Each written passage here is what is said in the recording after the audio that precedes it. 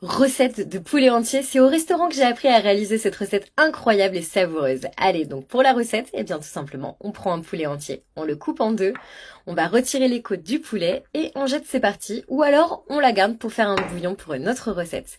Allez, ici, à l'aide d'un couteau qui est bien aiguisé, on va retirer les ailes du poulet. Et on répète l'opération bien sûr de l'autre côté. On fait ça délicatement, bien sûr on se précipite pas, on saccage pas le poulet et surtout on ne se blesse pas. Allez, après la découpe, eh bien, on va pouvoir mettre tout ça de côté et on va commencer à préparer l'assaisonnement avec une tomate hachée. On rajoute aussi un oignon haché, 3 gousses d'ail hachées et également 2 bonnes cuillères à soupe de sel.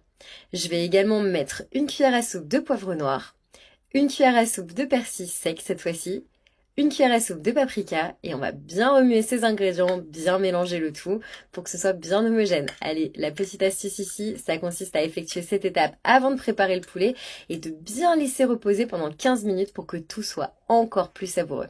Allez, on rajoute les morceaux de poulet dans un grand bol. Voilà, donc ici pour cette recette, on peut rajouter directement dans un grand bol ou même sur une assiette. Allez, on rajoute les assaisonnements directement sur le poulet, on mélange bien la préparation. Ici, bien sûr, on peut utiliser nos mains pour accélérer le processus. On étale bien uniformément sur tous les côtés du poulet. Allez, on n'a plus qu'à mettre de côté, on va réserver, on couvre bien notre bol d'un film plastique et on laisse le poulet mariner dans l'assaisonnement pendant au moins 2 heures. Après ça, on passe à la cuisson, on rajoute le poulet directement dans une poêle chaude avec de l'huile et on fait frire les morceaux directement. Donc on fait frire d'un côté, puis bien sûr après on retourne et on fait frire de l'autre côté. Et après quelques minutes, on a bien retourné notre poulet. Alors ici, on peut utiliser une spatule bien sûr pour faciliter le processus. Et après quelques minutes, notre poulet est déjà prêt. C'est une étape qui peut également être réalisée dans une poêle avec un petit peu d'huile, mais ça prendra quelques minutes de plus.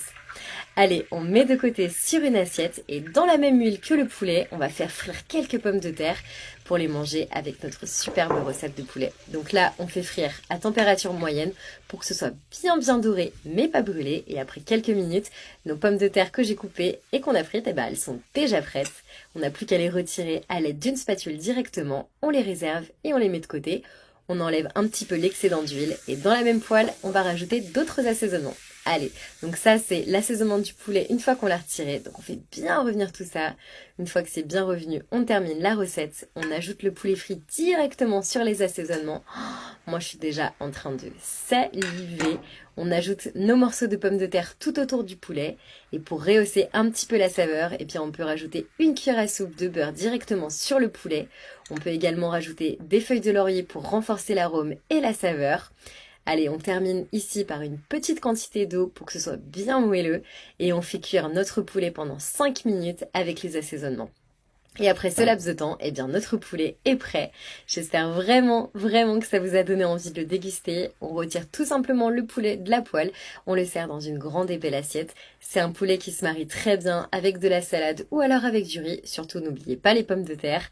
Je vous laisse tester la recette à la maison. Bien sûr, vous me dites ce que vous en avez pensé dans les commentaires. Et moi, je vous souhaite un très bon appétit.